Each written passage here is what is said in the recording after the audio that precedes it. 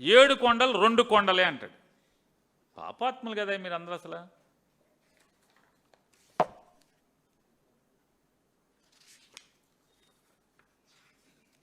2/6/2007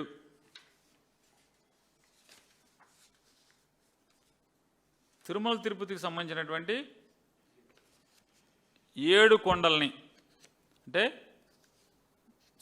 శేషాచలం సంబంధించిన ఆ దగ్గరలో ఉన్నటువంటి ఆ 7 కొండల్లో 7 కొండలు కూడా మొత్తం శ్రీ వెంకటేశ్వర స్వామికి సంబంధించిన టీటీడీకి సంబంధించినటువంటిదే. వాటన్నిటినీ కూడా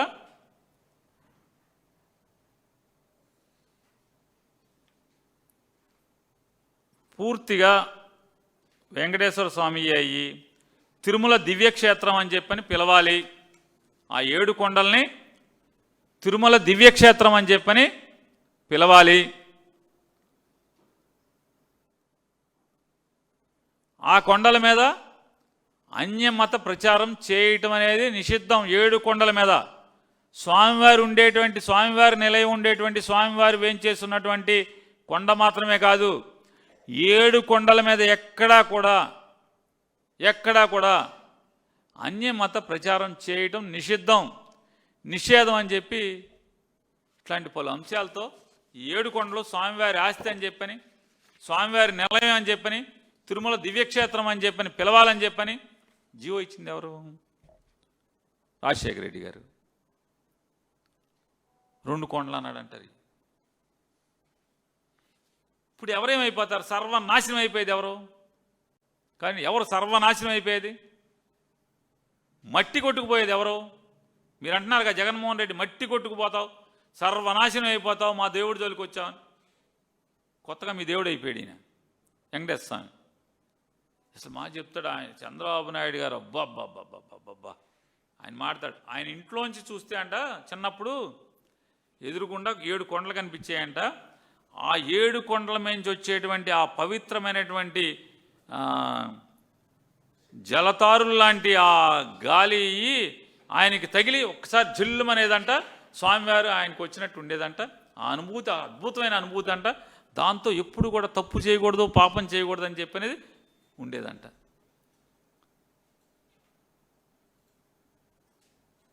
ఇది ఎట్టా ఉందయ్యా అంటే,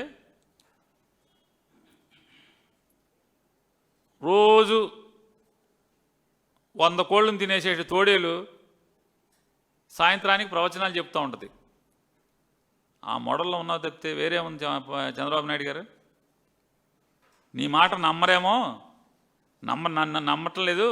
పవన్ కళ్యాణ్ కూడా నమ్మటం మానేశారు సార్. ఆల్రెడీ ఛానల్ అయిపోయింది నమ్మటం మానేసేసి. ఎందుకని మానేశారు అనుకున్నారు? ఆయన ఊరికే జగన్మోహన్ రెడ్డి గారిని తిడతాకి తెప్పితే ఆయన చెప్పింది ఏది చేయడు. పరిశ్రమ కాలుష్యాలు వస్తున్నాయి. ఎవరికి? మా ఊరు కాదు, కుప్పం కాదు, బందర్ కాదు, పిఠాపురం జనం ఘోష. మేము నాశనం అయిపోతున్నామంటే ఆయన వెళ్ళి నేను మనిషినే కదా, నేను దేవుణ్ణి కాదు కదా, 100 రోజులు టైం ఇవ్వండి పరిష్కారంతో వస్తా అన్నాడు. 100 రోజులు వెళ్ళిపోయి ఇంకో 100 రోజులు కూడా అయిపోయింది. ఇక్కడికి వెళ్ళాడు, ఎక్కడికి? కోనసీమ వెళ్ళాడు. కోనసీమ వెళ్ళి ఏం చెప్పొచ్చాడు? ఈ బాధలు మీకు జగన్మోహన్ రెడ్డి వచ్చినాయా అంటే చెప్పి, కాదా బాబు జగన్మోహన్ రెడ్డి కన్నా ముందు నుంచే ఉన్నాయా అని చెప్తుంటే, ఊరుకొని రాజకీయాలు మాట్లాడకండి మీరు కూర్చోండి అంటే, జగన్కి సంబంధం లేదంటే కూర్చోండి మీరు రాజకీయాలు. మాట్లాడేవాడు కూడా జనసేన వాళ్ళు. జనసేన రైతులు మాట్లాడుతుంటే ఇలా ఒకటి కాదు అర కాదు ఇన్ని అసత్యాలు మాట్లాడుతుంటే 30,000 మంది ఆడవాళ్ళని తీసుకొస్తా అన్నావు, తప్పిపోయారన్నావు. జగన్మోహన్ రెడ్డి గారి ప్రభుత్వం వాలంటీర్లు కలిసి అమ్మేశారన్నావు. సుగాలి ప్రీతి గురించి గొంతు చించుకున్నావు, గుండెలు బాదుకున్నావు. అదే సినిమాలో చొక్కా చింపేదిగా అరుస్తావు, అట్లా అరిసావు.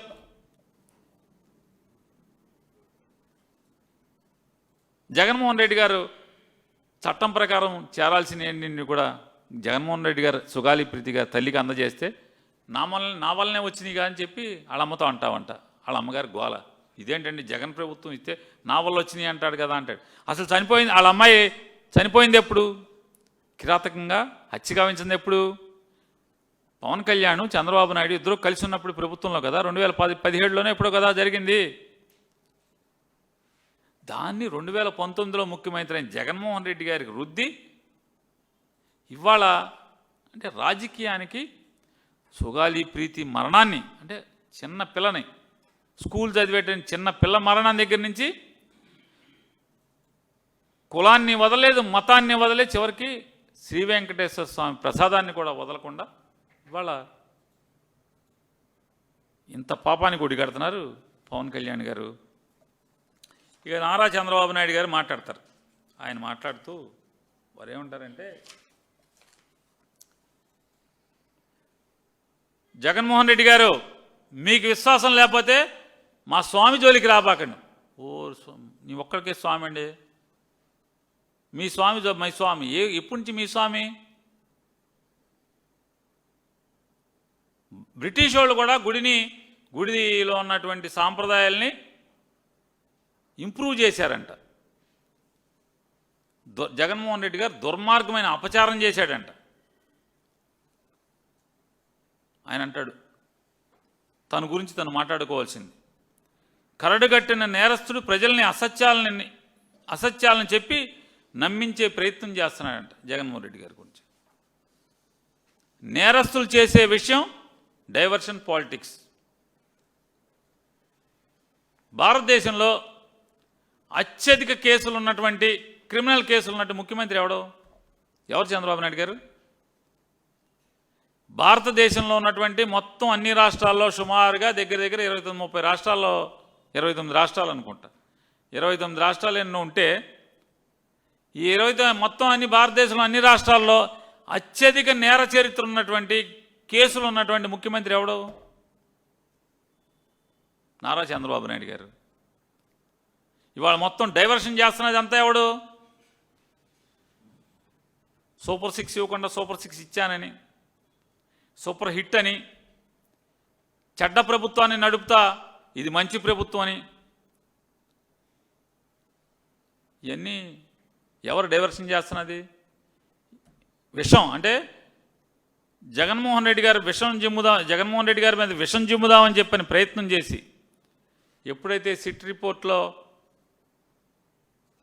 రిపోర్ట్ ఎక్కడది?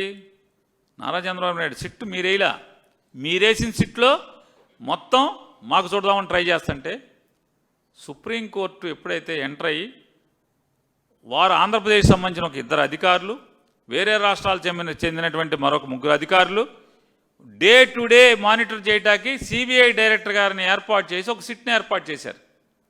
సుప్రీంకోర్టు వారు, ఎపెక్స్ కోర్టు అంటారు కదా, వారు ఏర్పాటు చేస్తే వారు చేస్తున్న దాంట్లో వారు ఇచ్చారు. చంద్రబాబు నాయుడు గారు అంటారు, ఏమంటారు? ఇవాళ వారు మాట్లాడుతున్నారు. మొన్న ఫస్ట్ ఏం మాట్లాడారు చూడండి ఒకసారి. చంద్రబాబు నాయుడు గారు సెప్టెంబర్ 2024 సెప్టెంబర్ 18వ తారీఖు సౌండ్ పెట్టండి.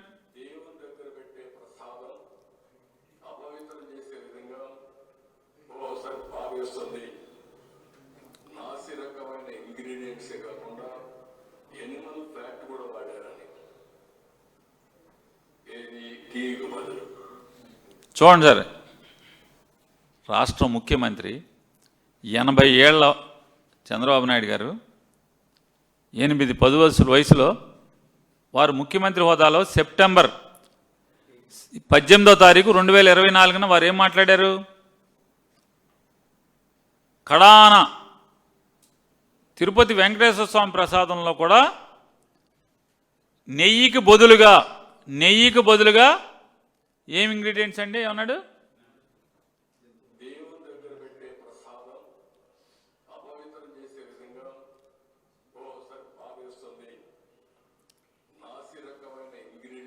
నాసి రకమైన ఇంగ్రీడియంట్సే కాకుండా జంతువుల కొవ్వు, నెయ్యికి బదులు. చూడండి, నెయ్యి కాదు, నెయ్యిలో కల్తీ కాదు, నెయ్యికి బదులు నాసి రకం ఇంగ్రీడియంట్స్, జంతువుల కొవ్వు.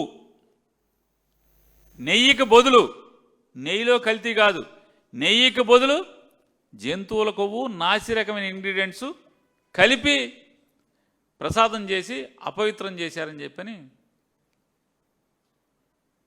ఎప్పుడైతే సుప్రీంకోర్టు ఎపెక్స్ బాడీ ఒక సిట్ని ఏర్పాటు చేస్తే ఎందుకు సుప్రీంకోర్టు కూడా ఎందుకు ఏర్పాటు చేసింది? అయ్యా నారా చంద్రబాబు నాయుడు గారు దిక్కుమాలిన గవర్నమెంటు, వాళ్ళు సిట్ ఒకటి వేశారు, ఆ సిట్లో అంతా కూడా చెంచాలే ఉన్నాయి, ఆ సిట్ అంతా చంద్రబాబు చెంచాలే, సిట్ అంటే సిట్టు, స్టాండ్ అంటే స్టాండ్. అది న్యూట్రల్ కమిటీ కావాలంటే చంద్రబాబు గవర్నమెంట్ని అడిగి ఇద్దరు పేర్లు తీసుకుని అధికారులు, మరొక 3 పేర్లు వేరే ఇతర రాష్ట్రాల నుంచి వాళ్లే సెలెక్ట్ చేసుకుని డే టు డే మానిటరింగ్ కోసం సిబిఐ డైరెక్టర్ని హెడ్గా పెట్టి ఆ సిట్ని ఏర్పాటు చేశారు.